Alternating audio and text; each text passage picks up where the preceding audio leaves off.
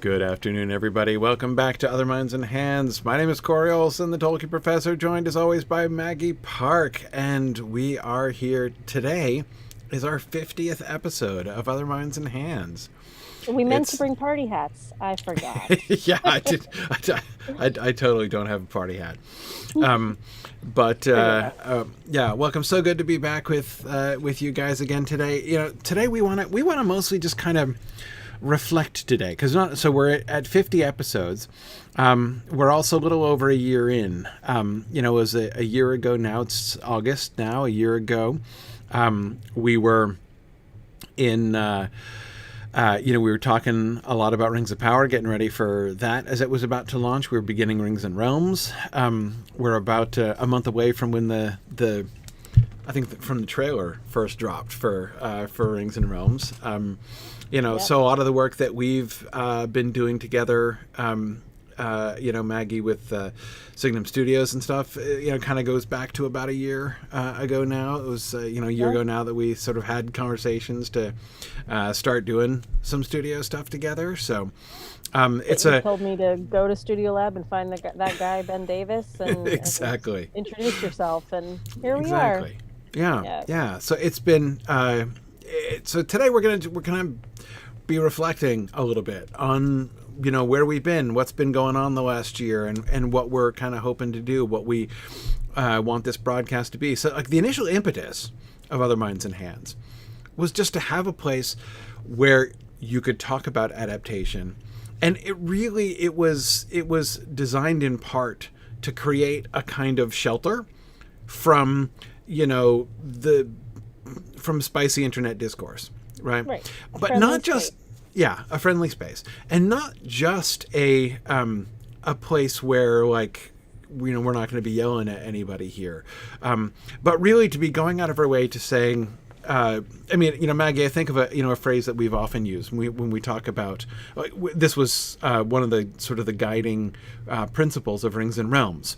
We don't do reactions, we do analysis, right? Yeah. And that was really something which sort of from the beginning we were wanting to kind of carve out, right?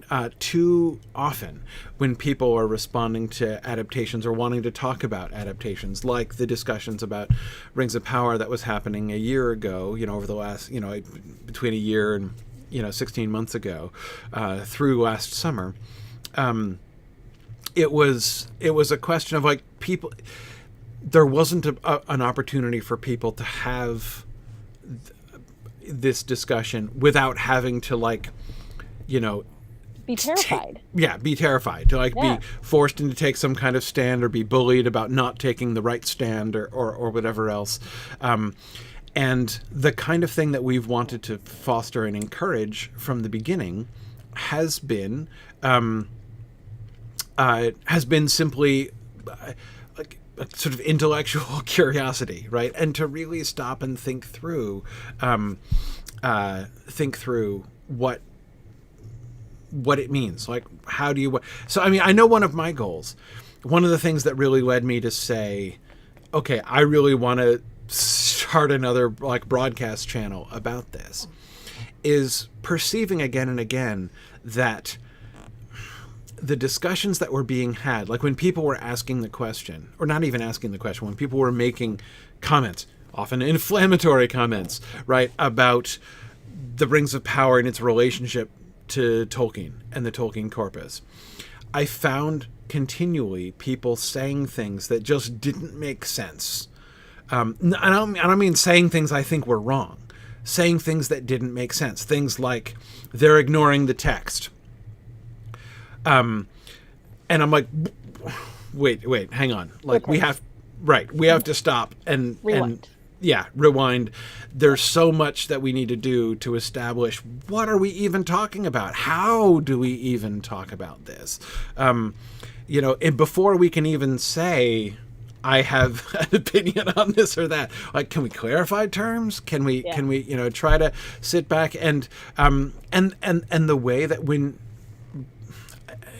Also, this was informed for me by my own memories of my own initial reactions to the Peter Jackson films when they came out, and how much I had my own thinking had developed over the course of the years in how to think about that question. The questions of the relationship to the text. Again, another sort of really quick example, for instance, of these kinds of sort of hot takes that people have, which are not just, it's not about them being wrong. It's about the grounds of them being like irrelevant to the question, right? Like, I don't like Rings of Power because they changed so much. Okay, wait, let's think about that, right? What are we talking about when we're talking about changing? Changing from what exactly, and what, and like, you can't, the idea that you can grade fairly a film adaptation based on like some kind of quantitative, because people are doing this, like, here's a list of everything that they changed, right? I mean, there are whole like YouTube like channels dedicated to logging the things changed, and I'm just like, that is such a vastly inadequate and frankly uneducated approach to like understanding an adaptation and how an adaptation works. Of course, to do that is like saying, so I was reading this Spanish translation of The Lord of the Rings, and I know they made all these changes to the original text. Like, yes, they did. Right? Like, you can't do that. Like, you can't, like, that's not any kind of a valid basis. So anyway, so just thinking, these were the kinds of things that I was eager to kind of jump in and do and say, look, can we sit down together in a place where we can talk about stuff, and it's okay for us to have this discussion and to raise these issues, without getting yelled at, and just really back up and try to examine, how do we even talk about this stuff? So that was, I know, my very initial goal when we set out on Other Minds and Hands. Yeah, and similar. I mean, so much of it, I think, started as a bit reactive, right? Like, we were getting these questions, we were getting these reactions, you were getting lots of direct stuff on different social media platforms, and it was just hard to spend the time to answer those specific questions because there wasn't the time, there wasn't the open-mindedness, and that's a lot of conversations to re-educate over and over and over again. So it was just pretty clear pretty quickly it'd be handy if we could cover some of these bases to a wider group. But this was one of my frustrations when I first started studying adaptations too. There's just not the same kind of methodology for adaptation analysis that exists in other areas necessarily. You can't apply the same tools for textual analysis as you can to adaptation analysis. And a lot of the things, and loads of academics have talked about this, we've talked about the language that people use for adaptations, betrayal and faithful and authentic, and all these crazy heavily laden words that have these big connotations of fidelity and things like that. They're just tough. So, we have talked about creating our own vocabulary for it, but that's definitely one of the things that appealed to me about this conversation. It's a space for us to kind of work through it too, to kind of navigate this whole adaptation idea, because adaptation studies didn't really start existing till like the 70s. They didn't really start getting any ground until the 90s. And then they really started taking off with social media and interactive internet and things like that. So like, sure, like 99 to 2005, probably the start of actual adaptation studies. Think of how the world has changed since 2005. Right. We have like immediacy of information. We have immediacy of reaction. Yes. Those two things together don't talk to each other usually, first of all, so that's problematic. And then like the tools to kind of go through that in any kind of systematic way are never going to work when people are angry.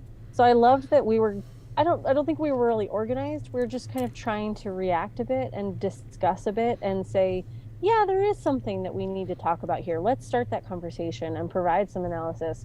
And I was really excited to potentially create some tools. And I think that's a little bit what we're thinking, going forward is can we provide a little bit more structure? Can we create a few more tools as a community, not just me and Corey? Like, we have this opportunity to make a space to be able to discuss these things a little bit more systematically. Like, let's create some vocabulary. Let's and that's been one of the most fun, one of the things that I've enjoyed most, those times when we have been working through, because it's not just about, like, you know, when I talked about the sort of the initial impulses that I began with, right? It's not just about, like, I know how to talk about adaptations and you don't, so let me explain it to you. It's, I see problems in how things are happening. I know, and there's so many things that I haven't worked through. And as you say, the field is still really new, right? And there's a lot of there's a lot of ways in which there's still a lot of room to really kind of be working out vocabulary and thinking things, especially since I would also add that there are a lot of things involved with, like, the kind of sci-fi fantasy properties, like when you're adapting. There's some elements there that aren't, you know, that aren't standard, right? You know, you're not, like, for instance, you don't have the same exact. You think about the whole the one of the terms that we developed, right, with help from our listeners, anacosmic. Is it anacosmic or not, right?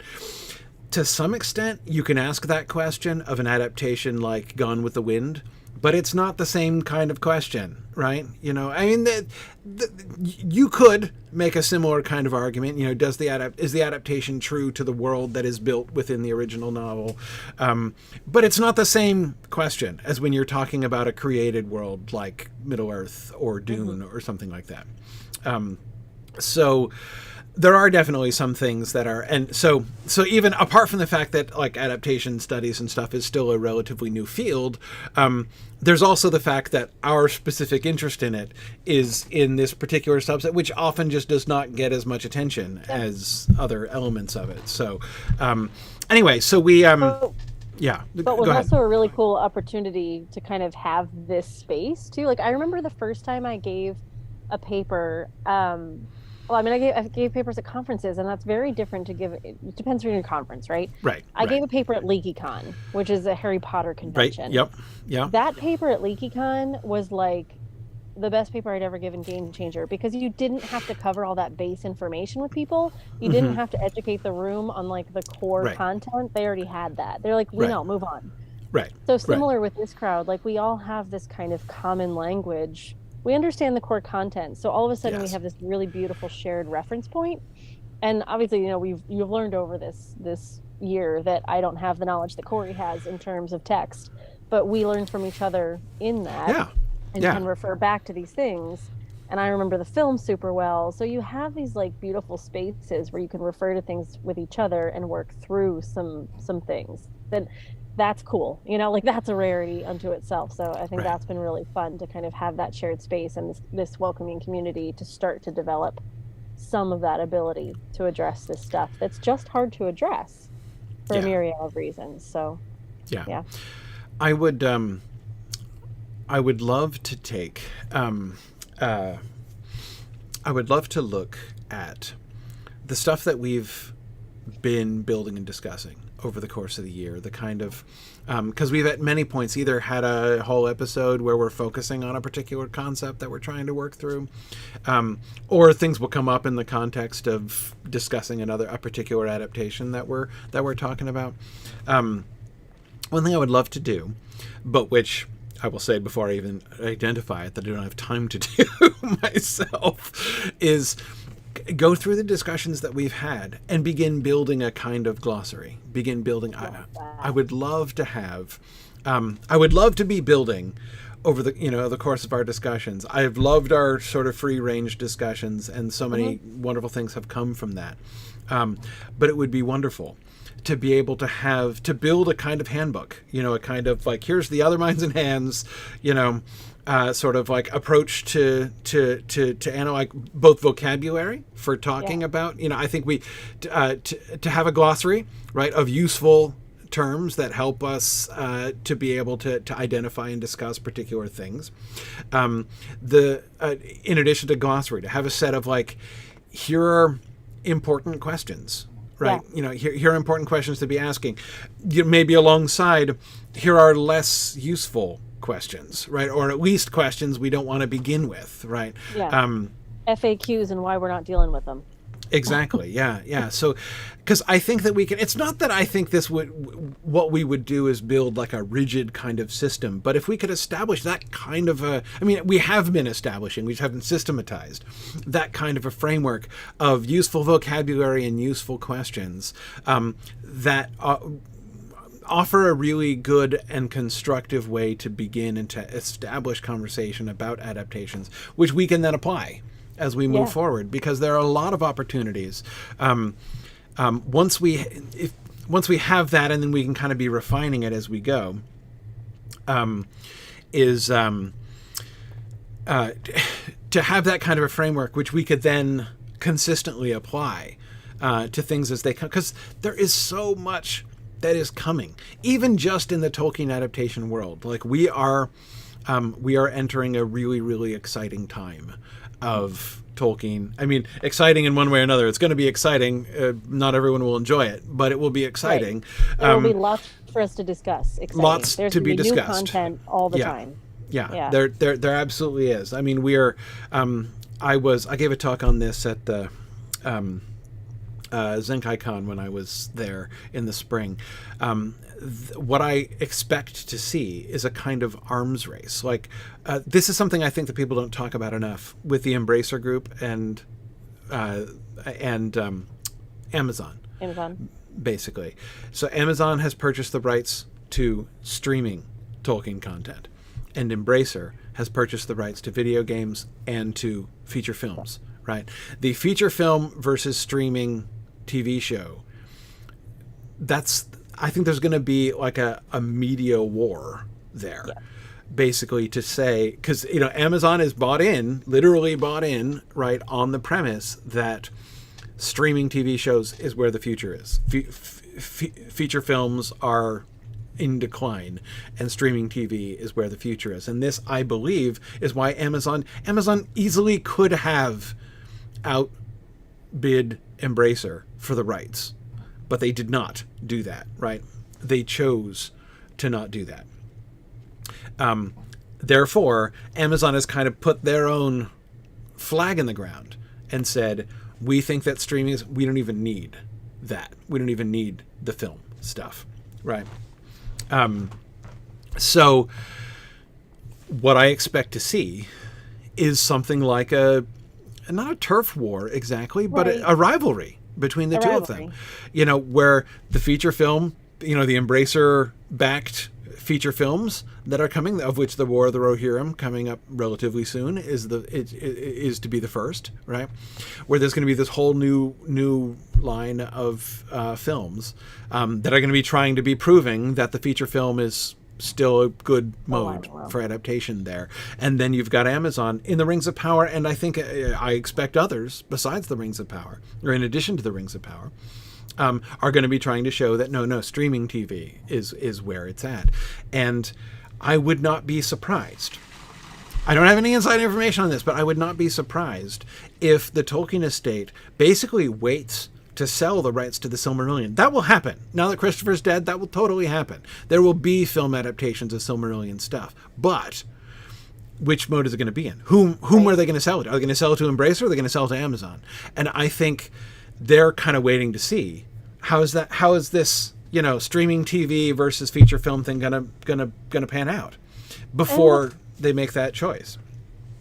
And what kind of structure is going to be behind it, Like, I'm just so fascinated to see the process of all of this, that we are seeing the most expensive adaptation ever made on a streaming platform, and the power and the money that they had available to them, and some of the things that didn't work so well, and some of the things that did, and just seeing the choices that they made and how that was going to move forward, and how the fans were wary and then also responsive. And now we're going to have this whole other side, and Embracer doesn't have quite the same financial power, but they're still pretty good. So it's going to be interesting just to see these different tactics of like audience engagement and audience construction. And if they're coming out at the same time, that's asking a lot of an audience to love two things at once. It's rare that you have warring content in the same property. You know, we Yep. didn't have the Harry Potter book and the Harry Potter film coming out at the same time. Well, you did, but they were in the same home. Yeah, differently. They weren't- Exactly. they They were weren't not in going conflict. houses. Yeah, They were not in exactly. conflict. So having those things come out from two different places and asking the audience to choose which one are you going to throw your weight behind, because that is what they're going to end up doing. Like, regardless, you're going to have people being like, well, I'm team Edward, I'm team Bella, I'm team TV, I'm team film, I'm team... Right. Right. They're going to push that train whether we like it or not. But we don't have to engage with that, which is also because nice. in this case we have literal economic competition between two Yes. different groups. So yes, they Yeah. will be in competition with each other. And I think now, that, like, doing the analysis on that development process is going to be really fascinating. I dream of being involved in that development process and just Right. seeing if we can help mitigate some of those fights. But hopefully there won't be fights and we can provide analysis left, right, and center. wouldn't it be awesome to be able to be like a fan advocate in the middle of this, like to be kind of talking to both and being like, guys, can we at the table? Right. Let's make a little piece. Yeah, that would be fun. I mean, in a perfect world, they should all be creating stuff that people love, and aren't we lucky that we get to consume two different arms of Tolkien at the same time? Yeah. That should be the vibe, but I have a feeling that's not going to be the vibe we get. Yeah, exactly. We'll see. And of course, what I'll be really interested to see, we've not yet gone anywhere close to this yet, but will we come to the place where they're actually doing rival Tolkien universes, basically?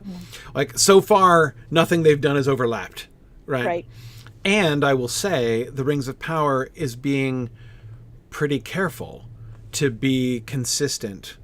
You know, they've not clashed with the Peter Jackson films. Like, they haven't departed from, you know, like, they have not created an alternate world. You can easily watch the Peter Jackson stuff and the Rings of Power together and imagine it's all within the same world. Adaptation world, right? And they wanted that. That was right. purposeful. Yeah. Exactly. But again, with these two rival houses, it's easy to imagine a world in which they start saying, "No, forget it. We're gonna create something which absolutely contradicts the adaptation choices. That we're going to make totally different choices and create a completely so that they become separate, parallel universes of Tolkien adaptation. Like, that could happen. There's nothing to stop that from happening, other than perhaps the Tolkien estate might. Because they would be working, both sides would be working with the Tolkien estate, so it would be in the Tolkien estate's power to say. But that would be interesting. I don't even know exactly how that would work. Anyway, yeah. So I'm getting lost in the comments and the questions because I feel like we should play with those a little bit. I love the chatter, so please, guys, bring the questions on. But it is also just making me think of the competition as also opportunity. Yeah. And so many different things that have to play there. And you know, we were talking beforehand, like, when do these things go out of print? When do we get access to this? There's too many finite rules of copyright law. I don't know the answer to that. It's going to be different in different countries. It's going to be different on different platforms. But it's a while until we have total free reign for open access to anybody to make their own adaptation. So part of it's kind of interesting, though, because we do have a slightly more controlled environment for a few more years. Yeah. And the rules within that exist, but they're pretty fluid. And how are these adapters going to work within that and either alienate or keep people happy? Yeah, but I mean, we got into this sidetrack just by saying there's a lot that's going to be happening. And as this stuff is coming down the pike, and again, this is just the Tolkien world that we're talking about. That's not even to talk about other adaptations and other fandoms and interesting things. I mean, like, I'm going to be really interested to see, especially since the first one did really well and had really good responses. I'm thinking of the Dungeons and Dragons movie, right? Is that going to be the whole, like, Dungeons and Dragons : Honor Among Thieves title that they came up with suggested to me pretty firmly that they were planning other Dungeons and Dragons films, in the future. So are we going to see a whole franchise? Is that film meant to be the beginning of a whole new sort of film franchise? That's kind of, I don't know. I have no idea about that. So there are all kinds of, and then of course you have the already established franchises and the way that those are like spinning off, like the new Harry Potter stuff that's being talked about with HBO, and the new Narnia adaptation that's coming through Netflix that has been rumored for many years and is finally looking like it's moving forward. And then of course we got the new Dune series that we're in the middle of. The new films there, and would there be other sort of spin-offs from that? So there are all kinds of coming back, and Mattel said they have another 8 or 9 toy adaptations coming up. I mean, there's so many things that we can see it's coming. Yeah. Great. We're never going to have lack of things to talk about. And obviously we do talk about Lord of the Rings a lot here because it's just a shared space that we all have. But it's also been so fun to take those moments to look at adaptation in a different way. Like, I'm going to forever love the Christmas Carol episode that we did. Yes. It was so fun to take a step back from Lord of the Rings and talk about some of these concepts in a less charged property. That's, by the way, we should totally do things like that more often. Like that kind of homework assignment where we're like, okay, let's just take a classic book that's been adapted 1,000 times and let's just look at lots of different versions. Little Women. Okay, Little Women. Love it. Yeah, and we've talked about Jane Austen. Like, we've really got to do some Jane Austen. Absolutely. Yeah, definitely. Yeah. Austen is right up my street. Little Women less up my street, though I live on an adjacent street to that, so I can do it. I can make travel it work. In the same neighborhood. Yeah. And I've just been recently to the Alcott's house in Concord, so I'm all up on it. Anyway, we do want to look beyond just the property that we're familiar with, but the property we're familiar with is an easy space for us to talk about some of these concepts because we all have the same language that we're using in the same pool of information, which is handy. But going forward, it would be really good to kind of put a little bit more structure into some of this stuff and do a couple of episodes on that thing and that thing. But we were also saying we don't want to be like crazy super structured with this. It's nice to have a little bit of space. Yeah, I mean, especially the adaptation world is one in which there's new stuff coming out and news that's happening all the time and stuff. So we want to be able to respond to this stuff. But when I talk about structure, I'm mostly thinking about structure in kind of putting together the stuff that we have talked about and like the kind of our a toolkit. That's a really great metaphor for what I think we want to build. We don't want to build it's not a handbook. It's a toolkit. Yeah, we would love to. I would love to assemble. I would love I would love to see assembled a toolkit. I think I would like to assemble. So I feel like give me some time. This is not the time of my life to do that just yet. But I could see this being like, if anybody wants a research assistant position to go through what we've done already and make a Google Doc for us to start from. Oh man, that would be awesome. That would be awesome. I would like to be able to take the torches and pitchforks from people's angry hands and hand a little toolkit instead. Yeah, exactly right. A little tackle box of nice little things that you can tap into and put down the torch. Here, try this instead. Yeah, no, that's exactly the kind of method for other minds and hands. Yeah, and the best way to do that is by starting some conversations and showing some examples. So. Somebody just here was talking about the Narnia adaptations, doing the BBC ones, the Higgy Baby. I've done that in one of my classes, and we did just a single scene comparison between the Narnia and the BBC, and we did the Beaver's Den, and just doing side-by-side comparison of those two choices, and talking about budget, talking about costume, talking about time, talking about audience. Like, there's so many different variables you can pull in from a single scene from one adaptation. That it's great. There's so much fodder to discuss these things, and I love being able to pull out these individual things. And now that we've got a Netflix big budget one coming up, great. Now we've got 3 to compare that to and talk about differences. And it's all to provide context. Like, don't get mad, say interesting. Right. And Nameless Arcanum just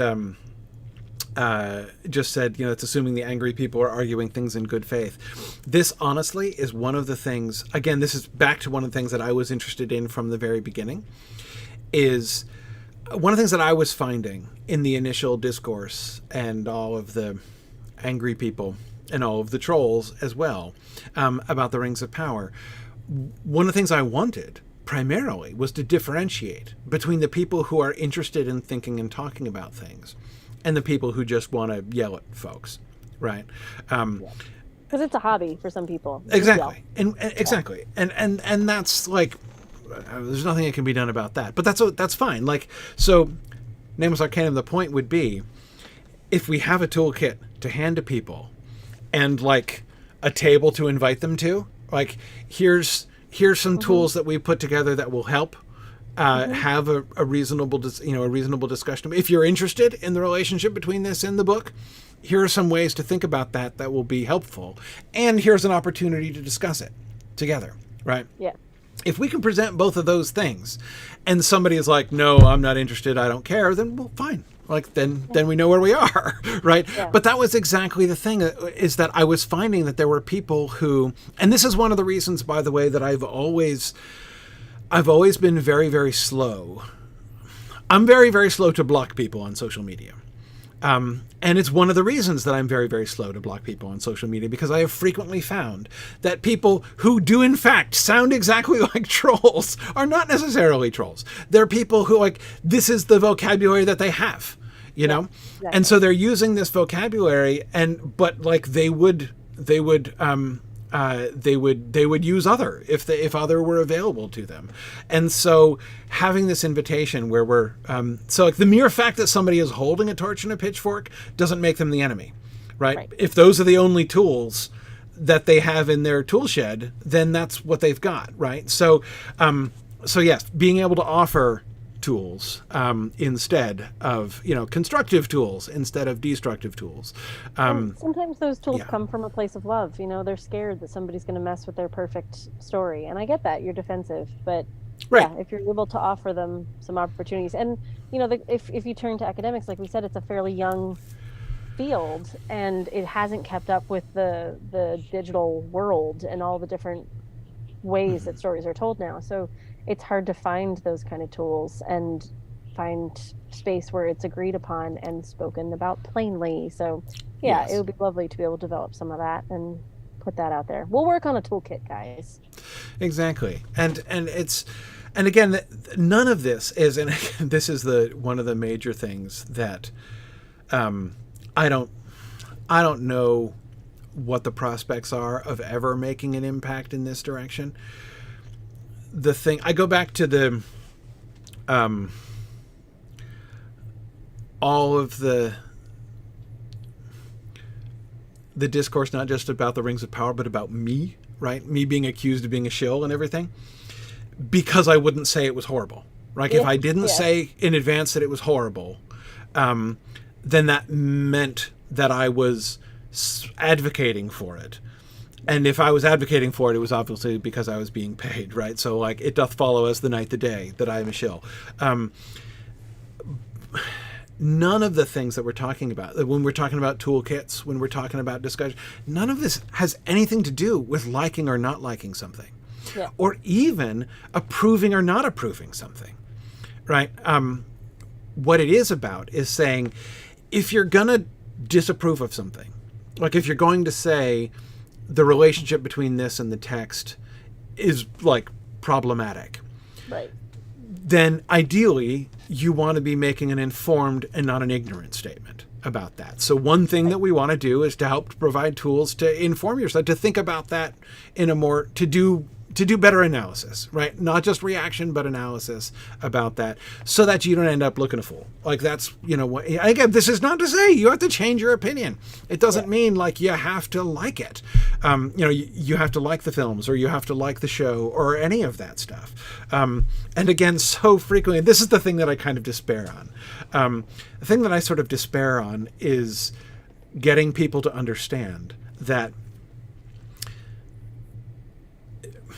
giving something the benefit of the doubt, waiting to see how it unfolds, just sitting back and doing dispassionate analysis taking the reaction out of analysis does not mean approval.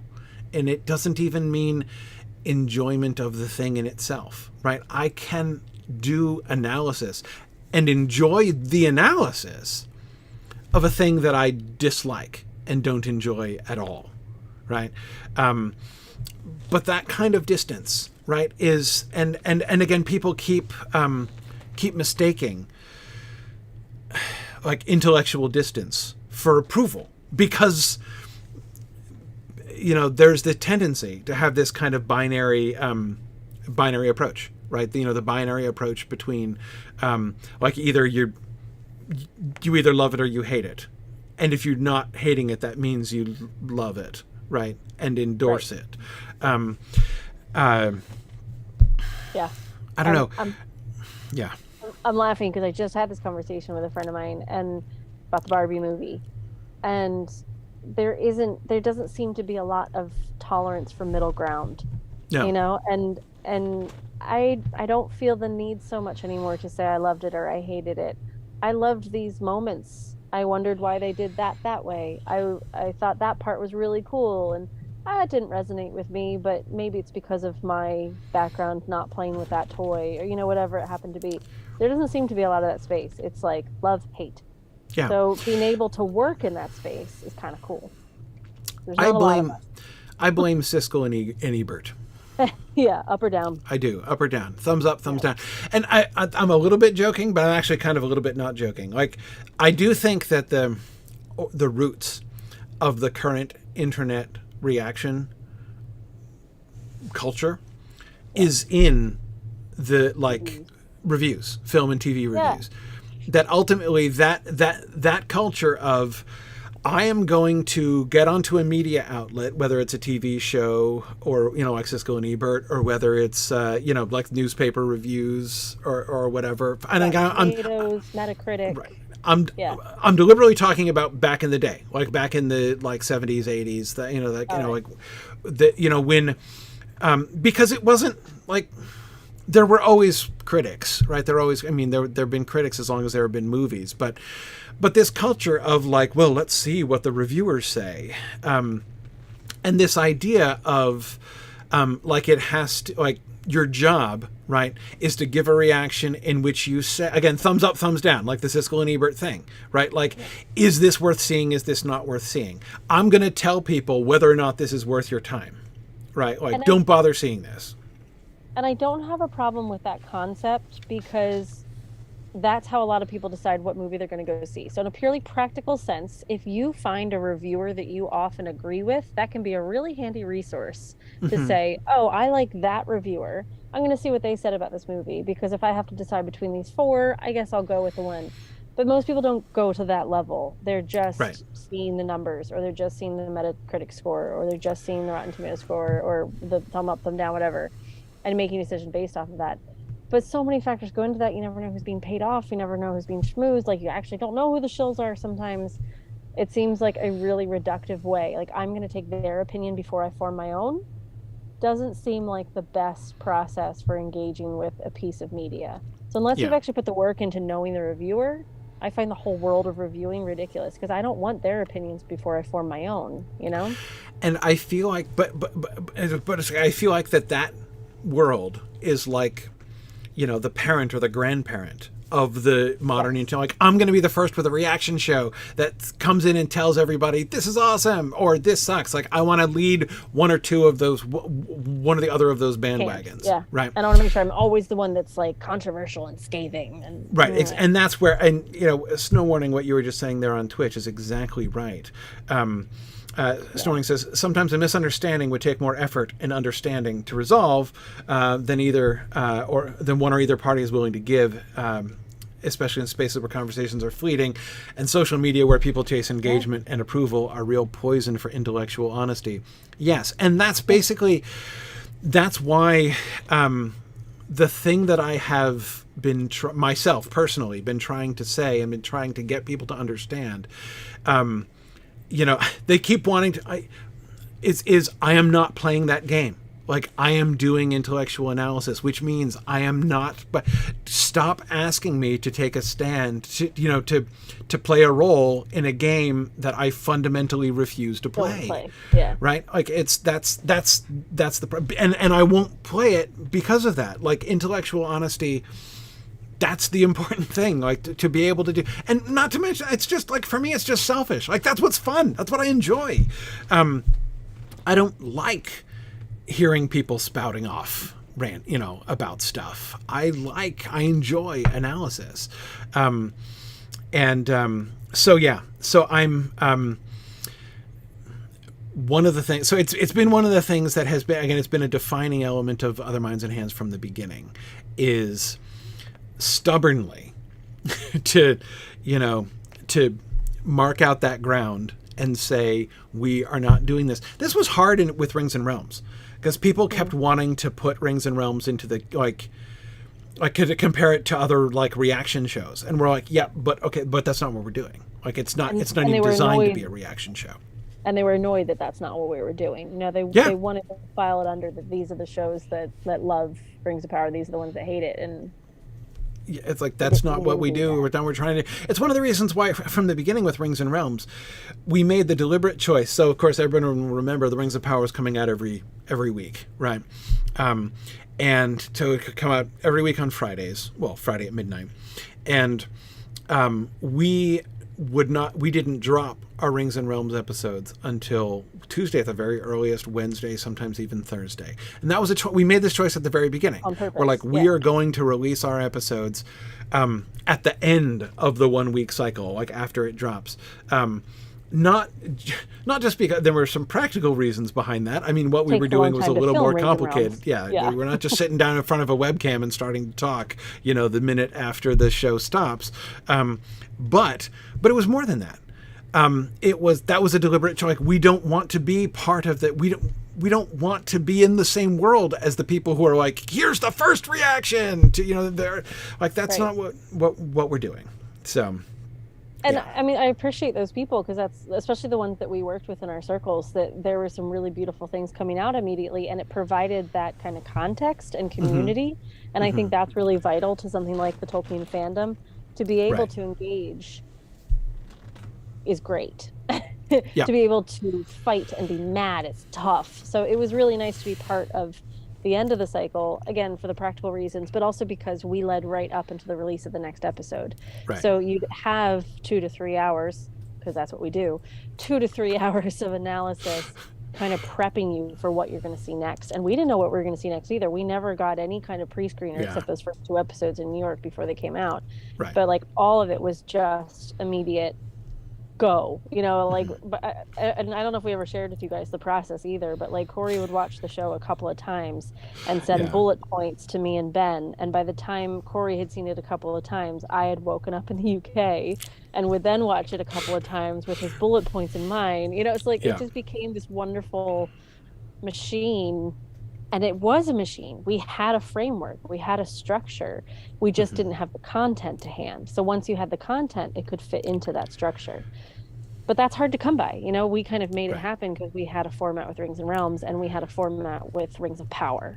But when you're talking about the big wide world of adaptation and all these different games and musics and platforms and thoughts, it's hard to have that structure.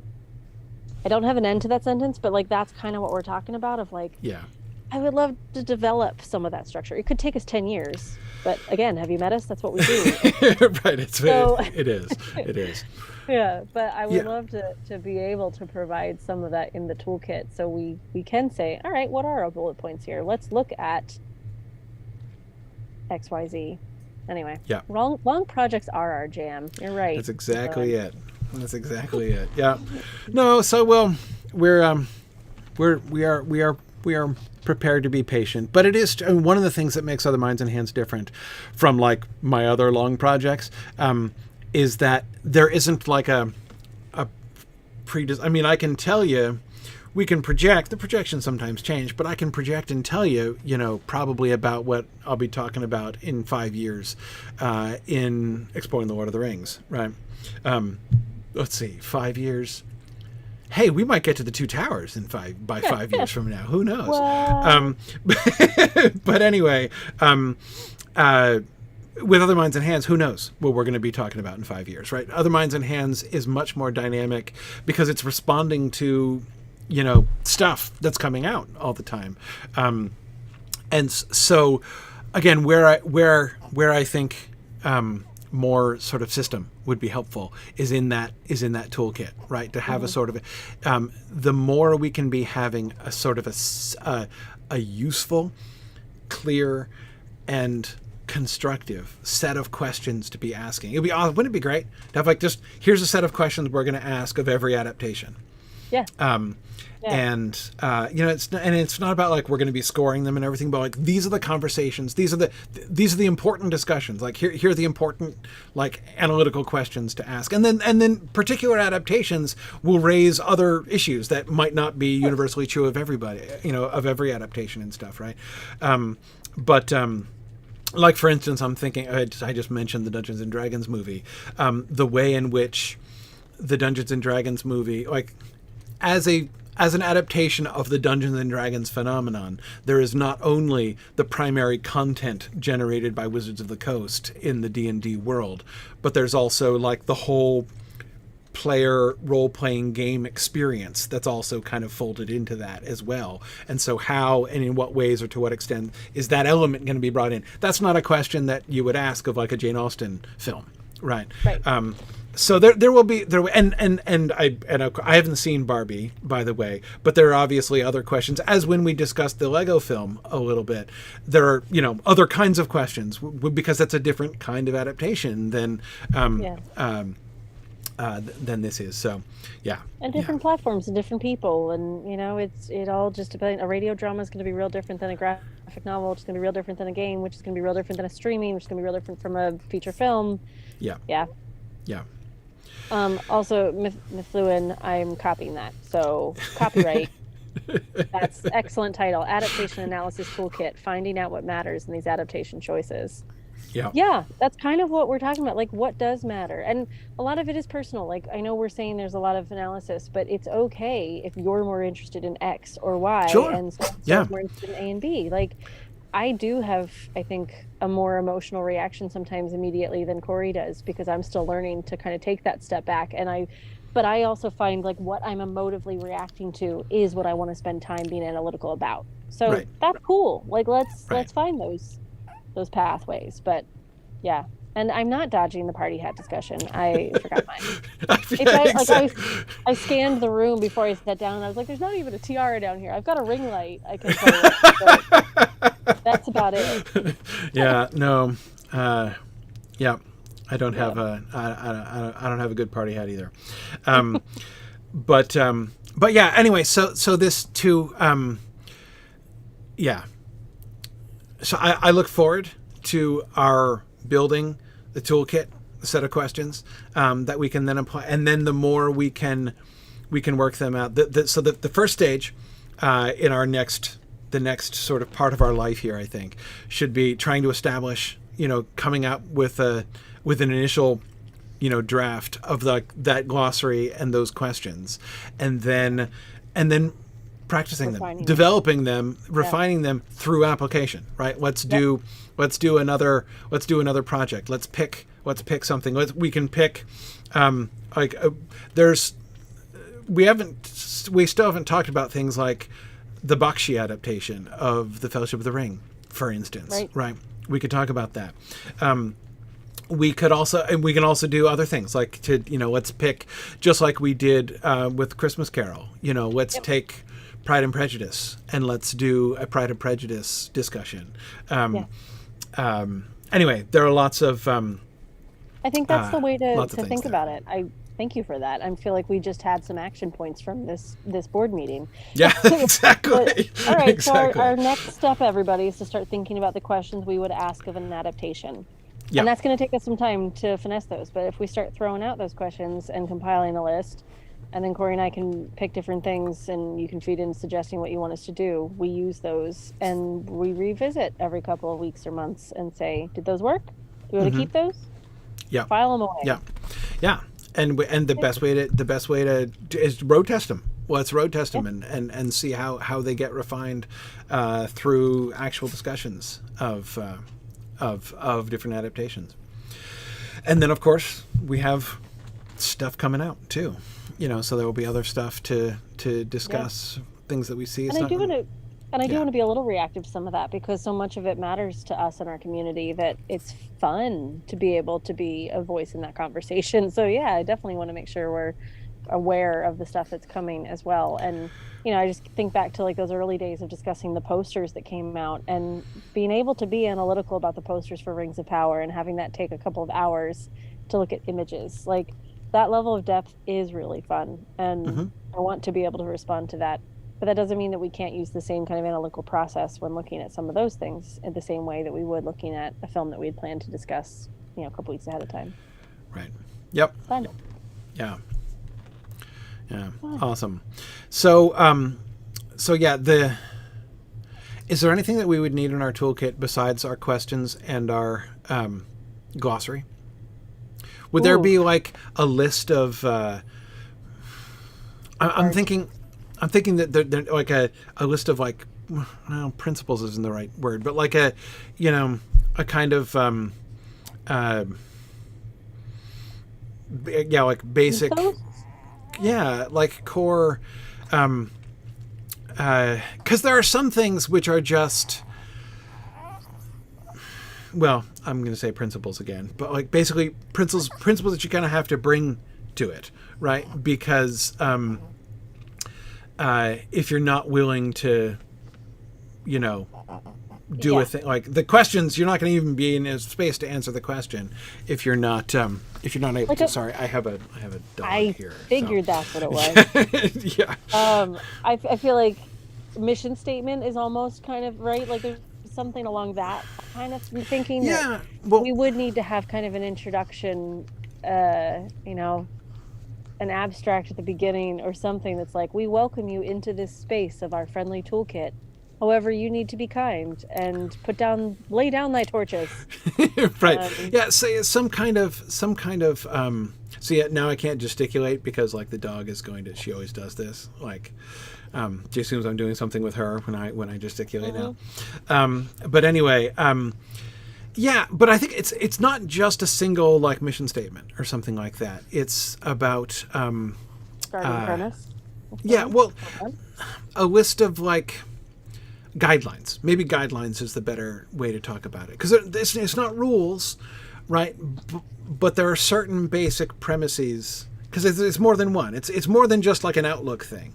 It's about give off the top of my head one clear example. Like you can't the thing about not making a checklist of changes, right? Like if you're just cataloging alterations, you're not analyzing an adaptation, right? That's an interesting exercise. That's not what we're talking about here. It's totally different. Yeah, like to acknowledge, like that you can't to say that they shouldn't make changes is exactly like saying you can translate a text from one language to another without making any changes. Like you're doing, that's what adaptation means. You have to adapt it in order to do an adaptation. So that's one example of what I would say is, could be just sort of stated as a premise, right? The presence of alterations, or even the number of alterations made, does not indicate the success or failure or the faithfulness of an adaptation. So there are a number of those kinds of there are a number of those kinds of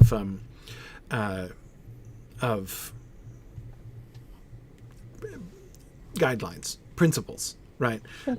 That we're basically like our whole discussion is going to be premised upon these ideas, and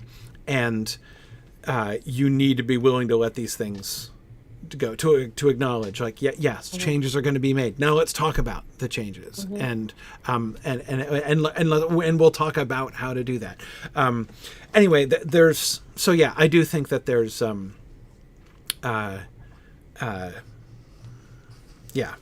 Anyway. So that's why I'm saying I think like the glossary, we also need some kind of basic sort of foundational guidelines, right? Yeah. To the discussion. Yeah. And I feel like maybe that's something we could do alongside studios too, because I feel like that could be something that we could do in a 5 to 10 minute intro video. Like let's do a mini lecture about what we do, why we do it, how we do it, what we ask of you, and then here's our toolkit. Yeah. Yeah. Okay. I can see this coming. Yeah. Hmm. Yeah. Yeah. Yeah. So I think if we have that we establish that framework, and that then enables us to do our list of questions, our list of discussion, analysis guiding questions for any adaptation. And the glossary would be designed to serve both, because there will be terms that we will want to use either in the questions or in the guidelines that we would, or also, but I guess also some of those terms are simply like, here are useful concepts to help guide the discussion. I mean, it's one of the things, one of the reasons, by the way, that I'm always big on this. I'm always big on nomenclature and words, because the words that you have for things determine what you think about, right? Like if you don't have a word for something, you're not going to think, so like, and also kind of works the other way around too, right? The fact that we don't have words, a particular word, like when we were looking for a word that meant, is this or is it not consistent with the world, right? Yep. Is it anacosmic? That's the fact that that word that didn't exist as a word shows that it's not being talked about enough. It's not being talked about enough and consistently enough, right?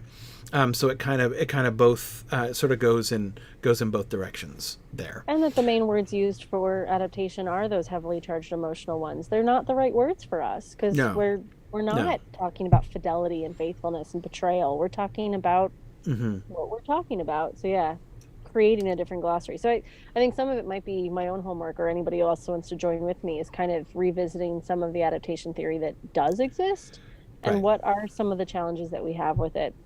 Like I was saying to Corey, there's a really famous article by Thomas Lech, I'm not sure how you say it, 2003, 12 Fallacies of Adaptation Theory. And it's kind of like a quintessential thing when you start studying adaptation theory. But that was written in 2003. So I'm real curious about like how that has lasted and how we feel about that kind of structure now. And I don't think we need to talk about fallacies, but I think we would come up with another word along those lines. And then having those foundations, those guidelines, those whatever, lead into the questions that we ask of an adaptation. And I love the idea, I don't know who said it just a minute ago, talking to practitioners and using those questions as starting points for discussion with the creators. Yes. Excellent. That's such a nice way to bring analysis into the practical field. Why did you do it this way? And that's not me being accusing. Why did you do it this way? Why'd you do it this way? How could you? Right. Yeah, but no, exactly. Coming from a place of curiosity. Yeah. And it's one of the things I've always, one thing I would love to do more, and I hope we'll get a chance to do more as we move through, to talk to people, like the people who don't usually get interviewed, like writers. For instance. I mean, it was really fun to talk to Bear McCreary about the score. And really fun. To me, the Bear McCreary and the John Howe conversations that we've had are like two of the best, most illuminating conversations that we've had, because there, in both cases, we were able to talk with a creative person who is doing adaptation, and to talk with them about the process and how they think about it and what that means to them and stuff. I mean, I think that is a really fun thing to kind of pair with our own analysis of the films and the shows themselves. And realizing that they have their own structures as well. Bear is such a creative mind, but was so controlled and regimented in how he worked sometimes, it seemed. And, locking himself away for hours at a time to make sure that note worked the same way. And then the inversion worked that way. So, it was almost mathematical how he proceeded through his own creative process. Yes. So it makes sense that we're working on our own creative process alongside. And then occasionally we'll touch in with practitioners and do it that way. Yeah, absolutely. I like absolutely. Cool. All right. Well, I think that's a plan. Now we just have to figure out how we can. The actual work of building this is going to be. I know I can't. And you're not busy right now, are you, Corey? No. I mean, you totally have time. Yeah. Nothing else happening right now. Yeah, right. Yeah. I feel like this is something. Maggie is teasing me because, actually, today is a deadline for a major thing, a major document I have due in 11 hours now. So, yeah. I was like, do you really have time for this? But we're not here next week. We're not here next week. Let's do it. Yeah. And then 2 weeks after that, I'm at summer camp in the wild woods of New Hampshire, but I'm kind of hoping I can escape to find some Wi-Fi so we can keep talking about this and start to lay out some of the structures that we might bring into this. Yeah, it would be good. Let's do. Let's talk about that that Leach article. Sure. I think that would be a really fun thing to do, to go back to look at something which is really, as you say, it's like a sort of a cornerstone of modern adaptation, academic theory, but was written 20 years ago. So let's see sort of what we think, what we can learn from his analysis there, and what we think might have changed or ways in which we differ from. I think that would be a fun way to focus this discussion a little bit. Yeah, I think it's a good starting point. I think it's a good starting point that we're all kind of sharing the same nomenclature that does exist, and I can set other articles if you want me to, but it's a good place to kind of begin from, and then see where we kind of bulk. Like, that doesn't fit, that doesn't work how we think it should, and some of the things that we think we can bring to this. So I'll put the citation in the Twitch chat, and we can put it in the YouTube description after this is over. I don't know how you can find it open access, but I'll see if we can find it somewhere. Okay. Yeah. Edith is saying she'd love to help volunteer. If you're interested in volunteering to help us build the toolkit, send an email to studios@signumu.org would be the best thing. That way, that'll come to both me and Maggie, and we can work on studios@signumu.org, and then we'd love to. It would be fun to build a team to help out with that. So, yeah, that would be great. Cool, awesome, good. Well, I think it's okay if we wrap up a few minutes early. Yeah, and the puppy is telling me that she would really quite like to go out. I think she's being very polite about it. Well, I'm sorry I didn't make you cupcakes, but how about before I leave for the UK, we'll try to meet up in person and have cupcakes at the studio or something, and we'll celebrate with you. Celebrate our 50th. That's it. Thank you for 50. Here's to 50 more, and exactly. Thanks to all of you guys. I have been. It has been really delightful to find folks who are excited to talk about these things in this kind of way, and being able to provide this opportunity, which again, it was one of the things. One of the things that was the impetus for it is sort of seeing like this doesn't exist, and it should. There needs to be a place where this kind of thing can happen, and being this kind of bridge between serious academic discussion and fan discussion is one of the things that Signum has been about from the beginning. So and Studios is very much building a home in that space. We're building a house there, so that's something that we're pretty excited about. So thank you guys for being along with us here for 50 episodes, and looking forward to all of the fun discussions to come. Absolutely. See you guys not next week. Hopefully not next week. Week after that. All right. Thanks everybody. Bye now. Bye guys.